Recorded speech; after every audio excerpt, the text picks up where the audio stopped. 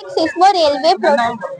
So, my name is Diya Sharma. I am presenting SS Public School and today I am presenting my project title seismo railway system. ये एक system है जहाँ जो forest areas में जहाँ पे railway tracks है उस जगह पे फ्रिक्वेंटली एनिमल्स का डेथ हो रहा है ट्रेन के हिट की वजह से। तो उसका एज अ सोल्यूशन हम लोग एक प्रोटोटाइप बनाया है जहाँ पे अंडरग्राउंड एक सेंसर है और यहाँ पर एक ट्रैकर है। सेंसर जो है एनिमल्स के फुटस्टेप को सेंस करेगा और ट्रैकर उसके डिस्टेंस को बताएगा वो कितने नजदीक है और कितने दूर है ट्रैकर के ट्रैक के। तो जैसे यहाँ देखिए यहाँ पे ग्रीन लाइट है, ग्रीन लाइट मतलब ट्रैक की है।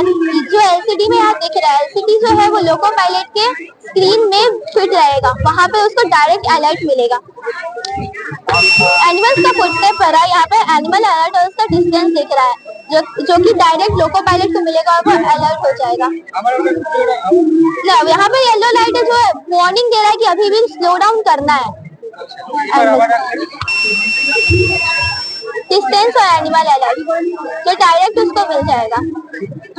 और ये सिस्टम से मतलब ये सिस्टम से जो इकोनॉमिक लॉस हो रहा है 50 करोड़ का पर एनम हम लोग का वो बच सकता है। एनिमल जो एक्सटिंक्ट हो रहा है वो बच सकता है।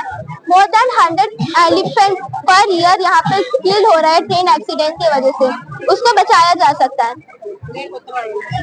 और ये जो सिस्टम है हमारा ये कॉस्ट इफेक्टिव है, इसमें ज्यादा कोई एक्सपेंसिव चीज लगेगा नहीं क्योंकि यहाँ पे हम लोग रिन्यूएबल एनर्जी का भी इस्तेमाल कर रहे हैं। जैसे कि यहाँ पे जो फुटस्टेप निकल रहा है हाथी का, वहां से वाइब्रेशनल एनर्जी प्रोड्यूस हो रहा है, उससे हम लोग इलेक्ट्रिसिटी जनरेट कर सकते हैं जो सेंसर्स को ऑन करने में उसको चलाने में काम आएंगे।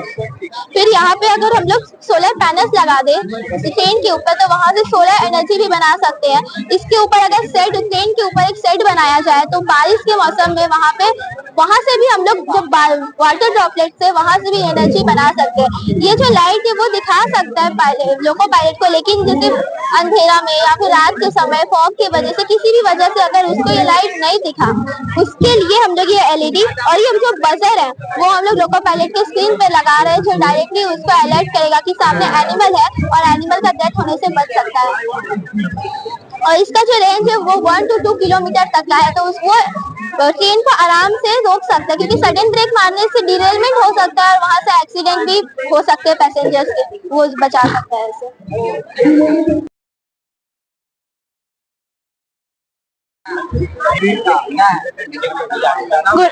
Good evening. My name is Abhishekta Desarkar and I am representing this public school. Here is a poster of this model. Here we have graph and the environmental impact, future scope, components and materials used, a prototype model. In abstract, in short form, it is written here. Then the problems we face in agriculture, the scientific principles, we have used two sensors, monitoring moisture sensor and pH sensor. Now come here. আমরা কি জানি? আমরা জানি যে ফার্মাররা নিজেদের সময় অনুযায়ী নিজেদের ইচ্ছা অনুযায়ী তারা ফিল্ডে জল দেয়। এর ফলে কি হয়, জলের স্কেয়ারসিটি বাড়ে, সয়েল পলিউশন হয়, ওয়াটার পলিউশন হয়। কিন্তু আমরা কি জানতে পারি যে আমাদের সয়েলের কি দরকার? সয়েলরা কি বলতে পারে তাদের মধ্যে কি আছে কি নেই, কি ওরা চায়? তো ওর জন্য এই সিস্টেমটা বানানো হয়েছে। এই সিস্টেমটার নাম হচ্ছে অ্যাগ্রিপালস। অ্যাগ্রিপালস ওয়ার্ডটার মানে কি? Agriculture and pulse. পালস ওয়ার্ডের মানে হচ্ছে ডাক্তাররা যেমন পালস রেট চেক করে মানে হার্টবিট চেক করে বলতে পারে তাদের পেশেন্টের হেলথের ব্যাপারে মনিটর করতে পারে, ঠিক সেই রকমই ফার্মার যে তাদের সয়েলের ব্যাপারে সয়েলের হেলথটা মনিটর করতে পারে। এখানে আমরা 3 ধরনের সয়েল রেখেছি, একটা কোকোপিট, একটা হাউসমাট, একটা স্যান্ড। এই সিস্টেমটা প্রত্যেকটা সয়েলের জন্য অ্যাপ্লিকেবল। ইন্ডিয়ায় যত রকমের সয়েল আছে সব সয়েলেই চলবে এটা। এখানে আমাদের একটা অটোমেটিক ইরিগেশন সিস্টেম রাখা হয়েছে। এখানে দু ধরনের সেন্সর ইউজ করা হয়েছে, একটা পিএইচ সেন্সর, একটা ময়েশ্চার সেন্সর। এই ময়েশ্চার সেন্সরটা সয়েলের ময়েশ্চার চেক করে মোটরকে সিগন্যাল পাঠাবে যে এই সয়েলে জল লাগবে কি জল লাগবে না। যদি জল লাগে ঠিক সেই অ্যামাউন্ট জলই ফ্লো করবে থ্রু দিস পাইপ। আর যদি জল না লাগে তাহলে আর ফ্লো করবে না। আর যতক্ষণ জল ধরুন এই সয়েলটা ফুললি ময়েশ্চারাইজ হয়ে গেছে, তখন এই ময়েশ্চার সেন্সরটা মোটরকে আবার সিগন্যাল পাঠাবে যে সয়েলটা ফুললি ময়েশ্চারাইজ, তো মোটরটা অফ হয়ে যাবে আর জল ফ্লো করবে না। এর ফলে কি হয়, ওয়াটার ওয়েস্টেজ হয় না আর সয়েলের ডিগ্রেডেশন হয় না, ফার্টিলাইজার রান অফ হয় না, আর ক্রপ ইল্ড অনেক ভালো হয়। এখানে কোকোপিটে আমরা জানি যে একদম অল্প জল লাগে, তো এখানে একদম না জল লাগার আসার মতোই আসবে। হাউস মানে তার থেকে বেশি আসবে, আর স্যান্ডে অনেকটাই বেশি জল আসবে। আর যারা এখানে এলইডি স্ক্রিনে আমরা দেখতে পাই যে পিএইচ কত, ময়েশ্চার কত, নিউট্রিয়েন্টস কত, ঠিক আছে। আর ফার্মাররা, অনেক ফার্মার আছে যারা শিক্ষিত না, বেশি পড়াশোনা জানে না, তাদের জন্য তো আমাদের একটা উপায় বার করতে হবে না। তাদের জন্য আমরা light and symbol system use করেছি। রেড লাইটটা সিগনিফাই করে যে সয়েলটা খুব পুয়ার কন্ডিশন, এতে ক্রপ ভালো গ্রো করবে না।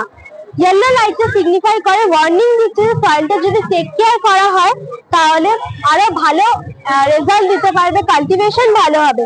আর গ্রিন লাইটটা সিগনিফাই করছে এই সয়েলটা খুবই নিউট্রিশিয়াস, ভালো and good for fertilization, for cultivation. So here is the model. And in agriculture, we know that agriculture is the Indian economy backbone. For 50 to 60% Indian economy depend করে agriculture এর উপরে। তো আমরা যদি এই মডেলটা ইন ফিউচার লার্জ স্কেলে করি, কমার্শিয়ালি লঞ্চ করি, তাহলে আমাদের অনেকটাই সাহায্য করবে ফার্মারদের। লেবার কস্ট লাগবে না, বেশি ফার্টিলাইজার রান অফ হবে না, ওয়াটার স্কারসিটি হবে না, আর ক্রপ ইল্ড অনেক বেশি হবে। এর ফলে ইন্ডিয়ান ইকোনমি আরো ভালো করে ডেভেলপ করতে পারবে। Thank you. আমরা 1, 2, 3, 4, 5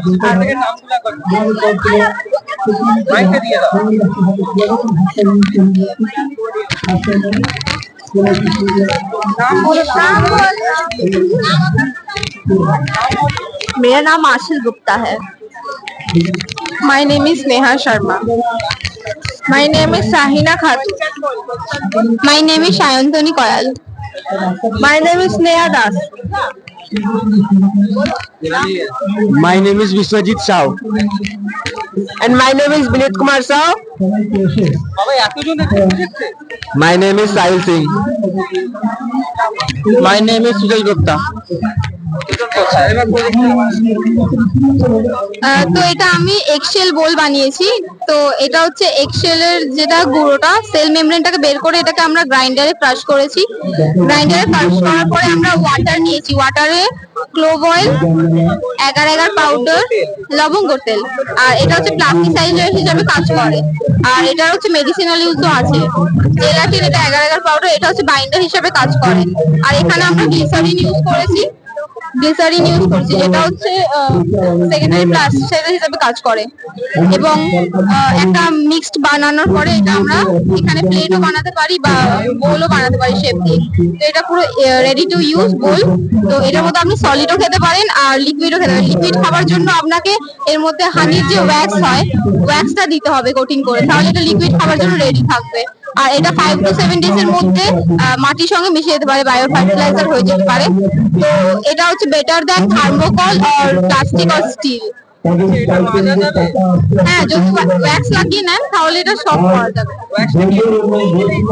হ্যাঁ, যেটা পুড়িয়ে নিয়ে ওয়্যাক্স লাগায় তাহলে এটা পুরো সলিড হয়ে যাবে। হ্যাঁ, তবুও মিনিমাম 15, হ্যাঁ মিনিমাম।